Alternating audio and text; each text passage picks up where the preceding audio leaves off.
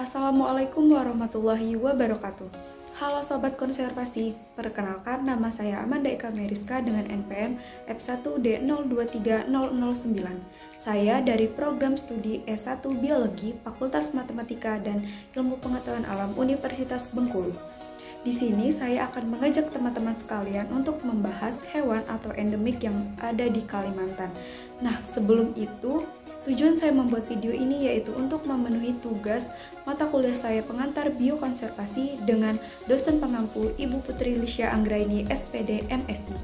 Oke, seperti yang saya sampaikan di awal, bahwasannya saya akan mengajak teman-teman sekalian untuk membahas hewan atau endemik yang ada di Kalimantan. Nah, kalau kata orang-orang, yang asli ada badaknya. Jadi, di Kalimantan sudah tentu ada badaknya. Konservasi adalah tindakan pemeliharaan dan perlindungan secara teratur untuk mencegah suatu dari perubahan dan kerusakan. Ini mencakup upaya untuk melestarikan dan melindungi sumber daya alam, baik itu berupa ekosistem, spesies, atau sumber daya buatan manusia. Di sini saya menggunakan konsep 5W1H. Konsep yang pertama yaitu what. Apa sih badak itu sendiri? Jadi, menurut Wikipedia, badak atau badak cula adalah anggota dari salah satu 5 spesies yang masih ada dengan hewan berkuku ganjil dari famili Rhinocerotidae. Badak atau hewan mamalia besar yang ada di Indonesia kini terancam punah. Badak yang berada di Indonesia terdapat 2 jenis, yaitu badak Jawa dan badak Sumatera.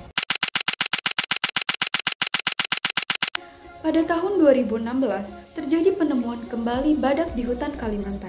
Setelah lebih dari 40 tahun, tidak ada laporan dari penampakan hewan ini, sehingga menyebabkan subspesies hewan ini telah punah dari alam liarnya. Nah, tim WWF dan Kementerian Lingkungan Hidup dan Kehutanan Indonesia berhasil menemukan jejak badak ini dan mengkonfirmasi keberadaan badak ini dengan melalui rekaman kamera jebak di hutan Kalimantan.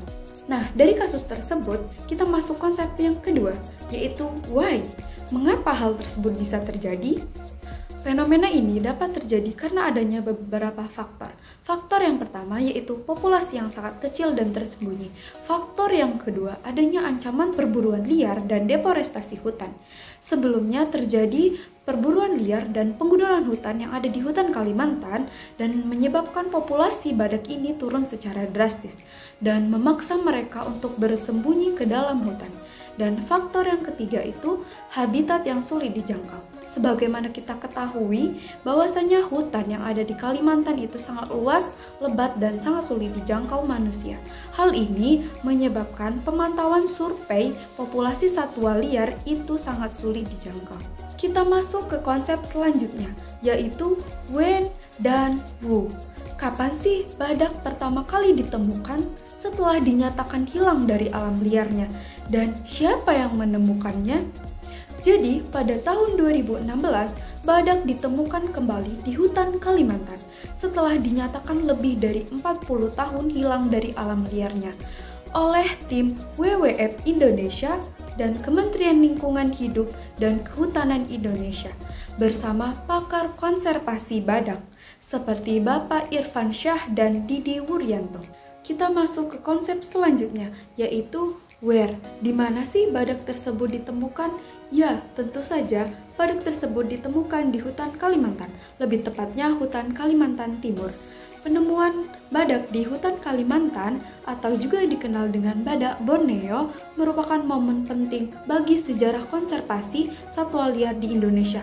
Nah, ternyata badak Borneo ini atau badak Kalimantan merupakan subspesies dari badak Sumatera yang memiliki perbedaan penting dari kerabatnya yang ada di Sumatera.